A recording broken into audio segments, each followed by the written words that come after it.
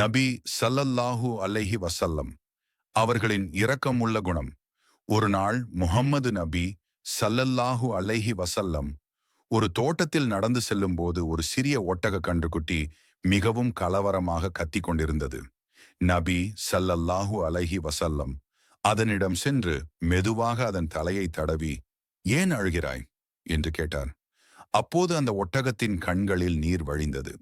நபி அவர்கள் புரிந்து கொண்டார், அந்த ஒட்டகத்திற்கு உணவு தண்ணீர் இல்லாமல் விட்டுவிட்டனர்.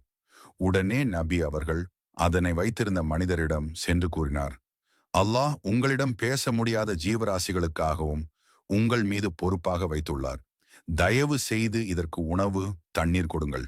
இதை தவறாக நடத்தாதீர்கள்." அந்த மனிதர் வெட்கப்பட்டார். தன்னால் ஒரு உயிரை கஷ்டப்பட வைத்ததை உணர்ந்து அந்த ஒட்டகத்துக்கு நல்ல பராமரிப்பு கொடுக்கத் தொடங்கினார்.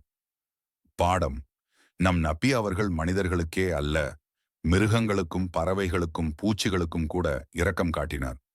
இஸ்லாம் என்பது கருணை, அன்பு, பொறுமை, நம்பிக்கை ஆகியவற்றின் மார்க்கம்.